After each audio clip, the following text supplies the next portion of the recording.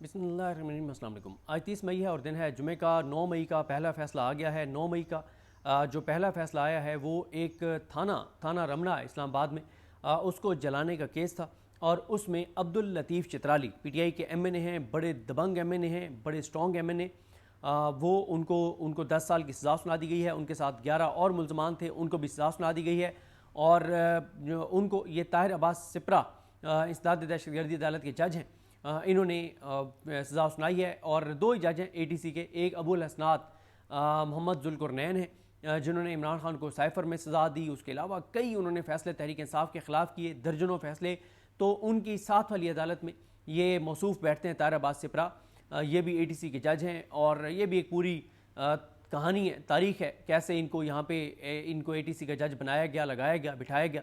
और आज उन्होंने 9 मई का जो पहला फ़ैसला इस्लामाबाद से सुनाया है उसमें उन्होंने 11 लोगों को सज़ा सुना दी है, जिनमें से अब्दुल लतीफ़ चित्राली को 10 साल जो है वो सज़ा सुनाई गई है। अब्दुल लतीफ़ चित्राली जो है ये NA1 से ये MNA है और इन्होंने 61,834 वोट लेकर ये कामयाब हुए थे। ये NA1 चित्राल अपर ये बनता है। और इन्होंने जो मौलाना फजल रहमान के उम्मीदवार को, जो मोहम्मद तलहा महमूद हैं, उनको शिकस्त दी थी। पीपल्स पार्टी के फजली रबी को शिकस्त दी थी। इफ्तिखारुद्दीन PMLN के उनको शिकस्त दी थी। तो ANP के इन्होंने उनकी खतीजा बीबी को जो है वो शिकस्त दी थी और NA1 से ये MNA बने। और इनको इसलिए इनको अब ज़ाहिर है ये डीसीट हो गए हैं कन्विक्शन के बाद, और इनको इसलिए डीसीट किया गया है कि ये उन MNAs में से थे जो चाबी वाले खिलौने नहीं थे, जो किसी के इशारे पे नहीं चलते थे, जो बुज़दिल नहीं थे। लेकिन एक बात ये, बल्कि एक चीज़ पहले आपको अर्ज़ कर दूँ कि ये याही अफदी साहब के कहने पे ये सज़ा हुई है। जस्टिस याहिया खान जो है उन्होंने एक फ़ैसला दिया जिसमें जस्टिस याहिया खान ने ये कहा कि 120 दिन के अंदर अंदर फैसले सुनाए जाएँ। और आपको भी पता है कि नीचे की अदालतों ने क्या फ़ैसले सुनाने हैं। अब इन्होंने जस्टिस याहिया खान ने ये नहीं देखा, हालांकि PTI कहती रही कि पहले आप ये देखें कि ये दहशतगर्दी के केसेस हैं भी या नहीं हैं। दूसरा, जो बरीयत की दरखास्तें हैं वो पेंडिंग हैं। तीसरी, एक बंदा जो वहाँ पे था ही नहीं उसको मुलविस कर दिया गया। चौथा, एक से ज़्यादा FIR हो सकती है, नहीं हो सकती। पहले इन चीज़ों को आप फैसला दें कि इन चीज़ों पे फैसले हों, उसके बाद फिर ट्रायल हो और मंतकी जहाँ पे पहुँचाया जाए। लेकिन जस्टिस याहिया खान जिनको मुस्लिम लीग नून ने तीसरे नंबर से उठा के चीफ जस्टिस पाकिस्तान बनाया, आउट ऑफ टर्न बनाया, और जब से वो चीफ जस्टिस पाकिस्तान बने हैं तो काजी फाइज ईसा और जस्टिस मुनीर का दौर भी आपको भूल गया होगा। पाकिस्तान की तारीख में अदलिया पर इस हद तक लोगों का अदम एतमाद नहीं था, अदलिया के ख़िलाफ़ इतनी नफरत और अदलिया में इंसाफ का इतना कत्लेआम पाकिस्तान की तारीख में कभी नहीं था जो इस वक्त है। अब जस्टिस याहिया खान साहब जो हैं वो हज पर तशरीफ़ ले गए या ले जा रहे हैं, क्योंकि आज जस्टिस मुनीर बख्तर साहब ने कायम मकाम चीफ जस्टिस पाकिस्तान का हलफ उठाया है, उनसे जस्टिस जमाल खान मुदखिल ने हलफ लिया है। तो उनको मेरे ख्याल अभी हज पे शायद रवाना नहीं हुए, क्योंकि आज होना है या कल होना है। तो उनके हज पर रवाना होने से पहले तहरीक इंसाफ के एक MNA का सियासी सर उनके सामने पेश किया गया है कि सर आप हज पे जा रहे हैं, तो ये एक MNA डिस्क्वालीफाई करके और आपके सामने हम पेश कर रहे हैं, आपको मुबारक हो सर। और आपको नून लीग और पीपल्स पार्टी ने आपको चीफ जस्टिस पाकिस्तान बनाया है, तो सर आप नून लीग या पीपल्स पार्टी उनके उम्मीदवार को जितवा दिया जाएगा, तो आप बिल्कुल सर इत्मीनान के साथ हज के ऊपर जाएं और आपको हज के दौरान भी अच्छी खबरें इसी तरह हम देते रहेंगे। और दूसरा, आज उनको एक और अच्छी खबर भी हज पर जाने से पहले अदलिया की जानिब से दी गई है कि शाह महमूद कुरैशी साहब, मियाँ महमूद रशीद साहब और इन लोगों की ज़मानत की समातें थी, उनकी ज़मानत की समातें नहीं की गई, उनको ज़मानत नहीं दी गई और उनकी ज़मानतें जो हैं वो ईद के बाद तक मुलतवी कर दी गई हैं, क्योंकि रिकॉर्ड पेश नहीं हुआ। यहाँ पे जहाँ पे सज़ा सुनानी थी ताहिर अब्बास सिपरा ने, वहाँ पे रिकॉर्ड भी पेश हो गया, गवाह भी पेश हो गए, सब कुछ हो गया और सज़ा भी हो गई।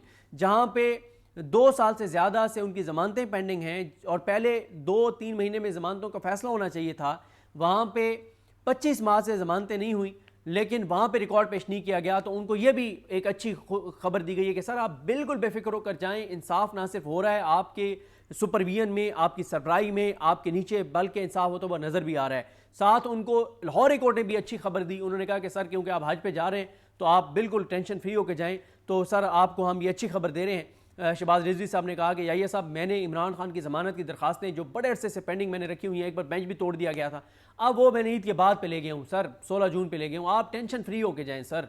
कोई इमरान खान को कोई रिलीफ नहीं मिलेगा आपकी गैर मौजूदगी में, कोई इमरान खान के लिए अच्छी खबर नहीं आएगी, नून लीग के लिए और पीपल्स पार्टी के लिए कोई बुरी खबर नहीं आएगी। सर आप बिल्कुल तसल्ली से आज के लिए जाएं और आप तसल्ली रखें कि आपका जो विजन है, आपके विजन के मुताबिक अदालतें पूरी तरह से इंसाफ करेंगी। और किसी पीटीआई वाले को जमानत नहीं मिलेगी, सारों को कन्विक्शन होंगी, सारों को सजाएं होंगी। नून लीग और पीपल्स पार्टी के लिए कोई बुरी खबर नहीं होगी, क्योंकि उन्होंने नून लीग और पीपल्स पार्टी ने याहिया अफरीदी साहब को चीफ जस्टिस पाकिस्तान बनाया है, तो फिर याहिया अफरीदी साहब की भी अब जिम्मेदारी है कि वो इंसाफ ना सिर्फ करें बल्कि हो तो वो नज़र भी आए।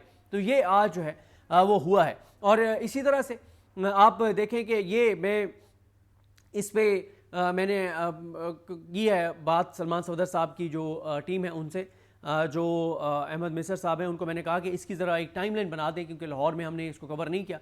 एक टाइमलाइन बना दें कि कब इमरान खान का जिस्मानी रिमांड लेने के लिए कितने अर्से बाद ATC से रजू किया गया, ATC ने कब जो है वो उनका जिस्मानी रिमांड दिया, कब उनकी ज़मानत आपने अप्लाई की वो मुस्तरद हुई, फिर कब लाहौर हाई कोर्ट में आई, कब से वो पेंडिंग थी। फिर मुझे क्योंकि ज़ाती तौर पे पता है अहमद मिसर साहब जो एसोसिएट हैं सलमान सफदर साहब के, और सलमान सफदर साहब ने खुद और उनकी पूरी टीम ने बड़ी एफर्ट की कि ये केस लगे।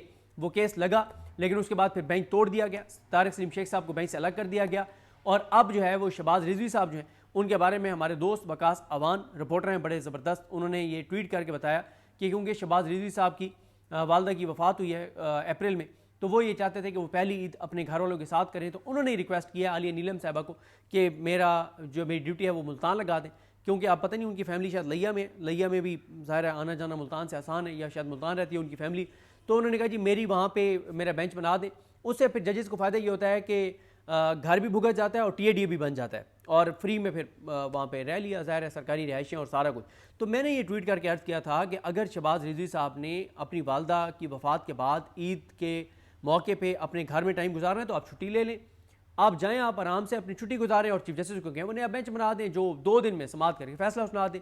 तो फिर आपको सरकारी TADA के लिए बेंच बनवाने की मुल्तान में क्या ज़रूरत है कि मुल्तान में बेंच बना दें ताकि सरकारी TADA भी बनता रहे, छुट्टियाँ भी ना हों, काम भी चलता रहे और घर से भी हो लें। ये बड़े एक हमारे जजेस का अफसोसनाक जो है वो एक कंडक्ट है। तो वो भी मामला उन्होंने याहिया अफरीदी साहब को एक अच्छी खबर सुनाई है कि हम ईद के बाद ले गए। और इसी तरह से मखसूस नशस्तों का केस 16 जून को लगाया हुआ है। और ये भी आपको बता दूं कि आईनी बेंच के 11 जजेस ने यह फैसला किया कि वो छुट्टियां नहीं करेंगे जब तक नून लीग और पीपल्स पार्टी के दरखास्तों में फैसला नहीं करते। अमीनुद्दीन खान साहब, जमाल खान मंदुखेल, मुसरत हिलाली, ये नईम अख्तर अफगान और मोहम्मद अली मज़र, शाहिद बिलाल हसन, इन सारे जजेस ने यह फैसला किया कि छुट्टियां नहीं करेंगे जब तक नून लीग और पीपल्स पार्टी के की दरखास्तों पर फैसला नहीं देते थे। और मखसूस नशस्तों का फैसला क्या आना है वो आपको भी पता है, मुझे भी पता है। और दूसरी तरफ डॉक्टर यास्मीन राशिद जो ख़त पे ख़त लिख रही हैं, उस खत का जवाब देने के लिए याहिया अफरीदी साहब के पास टाइम नहीं है। और एक लेटेस्ट खत भी लिखा है इन्होंने यास्मीन राशिद साहबा ने, वो बहुत इंपॉर्टेंट है, वो मैं आपके सामने रखता हूँ। और एक चीज़ और आपको अर्ज़ कर दूँ, एक अपडेट इस दौरान ही आपको दे दूँ कि अभी कुछ देर पहले सेनेटर मुश्ताक साहब जो हैं उनको गिरफ्तार कर लिया गया है, क्योंकि नेतन्याहू के ख़िलाफ़, इसराइल के ख़िलाफ़ वो मुज़ाहरा कर रहे थे। और आपको पता है कि इस वक्त इसराइल के ख़िलाफ़ मुज़ाहरा करना पाकिस्तान में उसकी शायद इजाज़त नहीं है, इसलिए पहले उनकी अहलिया को और निहत्ते लोगों को, ख़वातीन को, उनको गिरफ़्तार किया गया। और आज सेनेटर मुश्ताक साहब, क्योंकि वो इसराइली बर्बरियत के ख़िलाफ़ मुज़ाहरा कर रहे थे, और उनको इसलिए जो है वो गिरफ़्तार कर लिया गया है।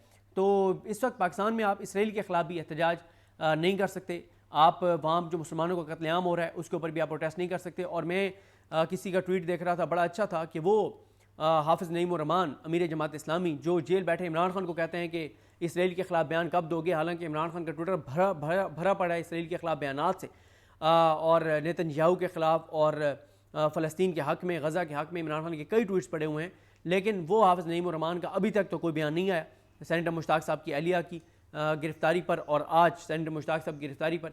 तो जमात इस्लामी भी इस वक्त आपको पता है कि जो सूरत हाल जमात इस्लामी की है वो आपको पता ही है। और मौलाना फजल रहमान साहब का भी मैंने कोई बयान नहीं देखा कि सेनेटर मुश्ताक साहब की गिरफ़्तारी पे कोई मुज़म्मत हुई हो।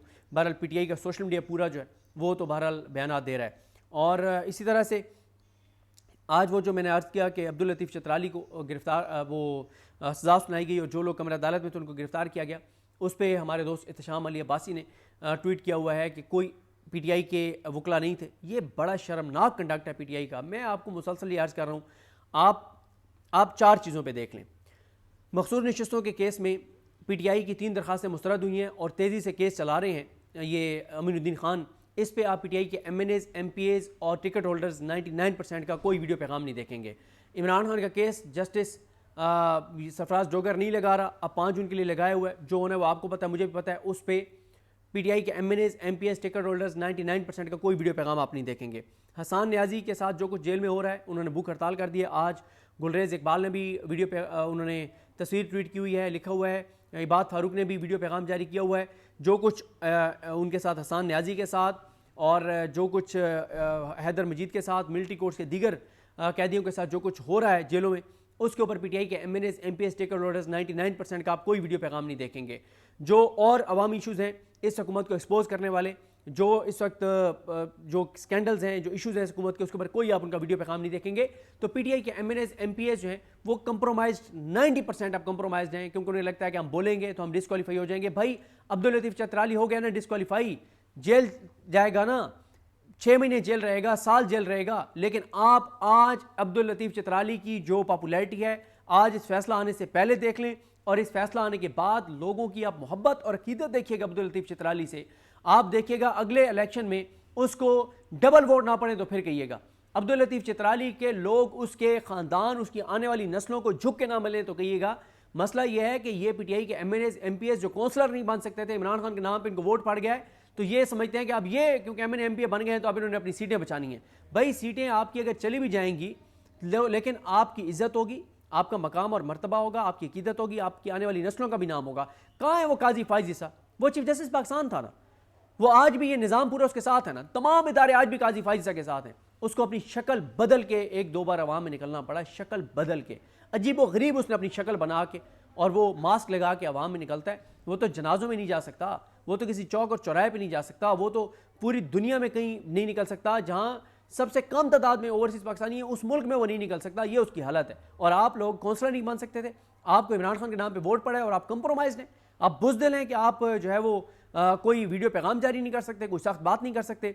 डॉक्टर यास्मीन राशिद साहबा का जो ख़त है उसमें वो उन्होंने लिखा तो मरीम नवाज़ के नाम है। वो कहती हैं कि आज हमें कोट लखपत जेल में किसी सज़ा के बगैर कैद हुए 2 साल और 18 दिन गुजर चुके हैं। हमारे सामने तमाम इंसानी हकूक़ मुनज़्ज़म तरीके से मिसमार किए जा चुके हैं। हमें ज़िंदान में रखने के लिए हमारी ज़मानतें मुस्तरद कर दी गई हैं।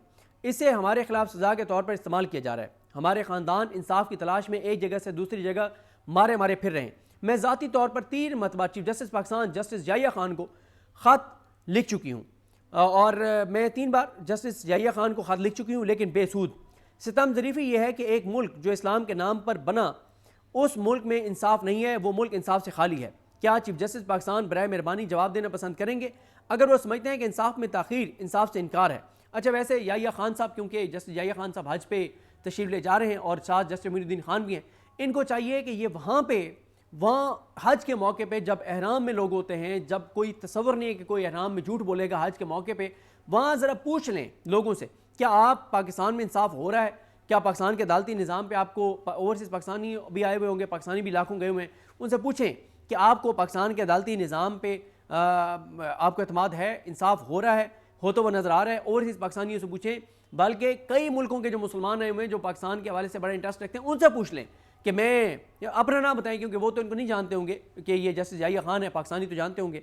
उनसे पूछ लें, कोई अरब ममालिक के हैं, कोई मतलब कतर से मुसलमान आए हुए हैं, कोई ऐसे जो पाकिस्तानी ना हो लेकिन मुसलमान हो, जो पाकिस्तान में इंटरेस्टेड हो, इंडिया के मुसलमान आए हुए होंगे, उनसे पूछ लें कि पाकिस्तान की सुप्रीम कोर्ट के बारे में आपको हाउ नो है कि पाकिस्तान में इस वक्त जो निज़ाम चल रहा है वो ठीक चल रहा है और पाकिस्तान की अदालतें इंसाफ कर रही हैं? वो भी आपको बता देंगे याहिया खान साहब और अमीनुद्दीन खान साहब के पाकिस्तान की अदालतों में कितना इंसाफ हो रहा है।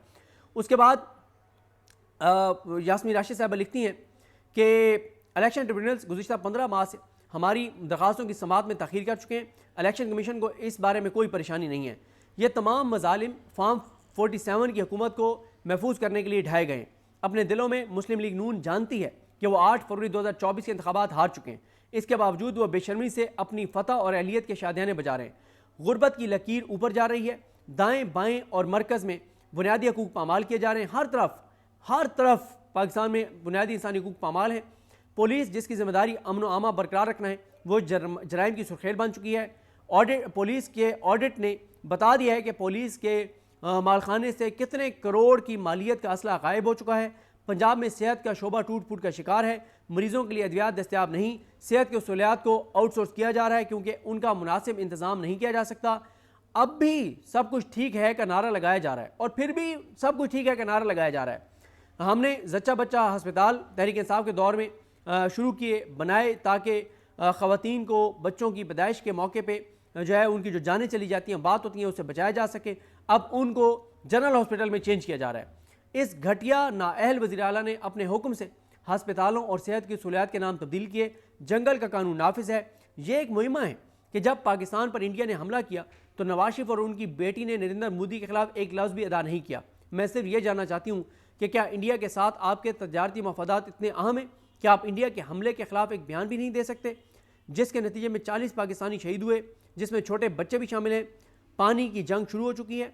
इस खामोशी पर मतलब वो कहते हैं कि इन्होंने खामोशी इख्तियार की हुई है, इस पर इनको शर्म करनी चाहिए और बजाय ये खामोश रहने के चले अगर शर्मिंदगी छुपाने के लिए कोई दलील नहीं है तो खामोश ही रह जाए। ये उल्टा जो है वो ढोल बजा रहे हैं और ये पीटीआई को कह रहे हैं कि पीटीआई ने इंडिया के हमले से बड़ा जुर्म किया है। आखिर में वो कहती हैं कि आखिर में मैं सिर्फ अपनी कौम के लिए दुआ कर सकती हूँ, अल्लाह इसे हर किस्म के नुकसान से बचाए। पाकिस्तान जिंदाबाद। डॉक्टर यास्मीन राशिद। और एक चीज़ और मैं आपको अर्ज़ करूँ, देखें ये नया फेज़ शुरू है, सजाएँ होंगी, सीटें खाली होंगी, नून लीग को जितवाया जाएगा, 27वीं तरमीम करवाई जाएगी, लेकिन कैसे मुल्क चल जाएगा? इस वक्त ये तो पीटीआई, अगर पीटीआई कंप्रोमाइज़ ना होती तो इस वक्त पीटीआई को जो इश्यूज़ उठाने चाहिए थे, बिजली इन्होंने मज़ीद महंगी कर दी है, सस्ती नहीं हुई। पेट्रोल और डीजल 30-40 रुपये फ़ी लीटर जो आवाम के लिए मिलना चाहिए था नहीं दिया गया। बिजली और पेट्रोल हर पाकिस्तानी के इशू है, लेकिन इस पर आप कोई पीटीआई की प्रेस कॉन्फ्रेंस नहीं देखेंगे, कोई इनके एमएनएज़ एमपीएस को बात करते हुए नहीं देखेंगे, कोई हुकूमत को एक्सपोज करता हुआ, नंगा करता हुआ नहीं देखेंगे। एक्सपोर्ट्स की जो हालात हैं, जो टेक्सटाइल इंडस्ट्री के हालात हैं, जो तनख्वाहदार तबके के हालात हैं, जो ताजरों के जो हालात हैं, जो मजदूरों के जो हालात हैं, जो रियल एस्टेट के हालात हैं, जो कंस्ट्रक्शन के हालात हैं, अगर इन तमाम शोबाजात के ऊपर रोज़ाना की एक शोबे के ऊपर एक प्रेस कॉन्फ्रेंस भी पीटीआई करे तो 30 दिन में 30 शोबाजात की जो तबाही और बर्बादी है उसको पीटीआई एक्सपोज कर सकती थी, लेकिन पीटीआई नहीं करती। चाबी वाले खिलौने हैं, कंप्रोमाइज़ हैं, बुज़दिल है। कराची में लोड शेडिंग बहुत ज़्यादा हो रही है। पीटीआई कराची आपको कहीं नज़र नहीं आती कि उसको इशू बना सके। कराची में और जो इशूज़ हैं, सबसे ज़्यादा वोट जिन इलाकों में पीटीआई को पड़ा है उनमें से कराची है, लेकिन कराची की सियासत के ऊपर पीटीआई कोई अपना किरदार आपको अदा करती हुई नज़र नहीं आ रही। तो ये हालात हैं, सूरत हाल है। हुकूमत तो जो है सो है, पीटीआई भी जो कर रही है वो आपके सामने है, लेकिन इमरान खान डटा हुआ है, अवाम उसके साथ खड़ी हुई है, ना अवाम पीछे हट रही है, ना इमरान खान पीछे हट रहा है। हाँ, पीटीआई के चाबी वाले खिलौने वो कंप्रोमाइज्ड बुज़दिल, वो कंप्रोमाइज़ कर चुके हैं, वो डिस्क्वालीफाई नहीं होंगे। और जो आज़ाद एमएनएज़ हैं, जो अपने एमपीएज़ हैं, जो अपने हलफ से वफाक कर रहे हैं, जो इमरान खान से कमिटमेंट पूरी कर रहे हैं, अब्दुल लतीफ़ चित्राली की तरह वो डिस्क्वालीफाई होंगे, लेकिन इससे कोई फ़र्क नहीं पड़ने वाला। इससे नून लीग की मोहब्बत में इजाफा नहीं होने वाला, नून लीग की नफरत कम नहीं होने लगी, इस निज़ाम की नफरत कम नहीं होने लगी। मुझे अपनी दुआ में याद रखें। अल्लाह करीम हम सब का हामी नासर। अल्लाह हाफ़िज़।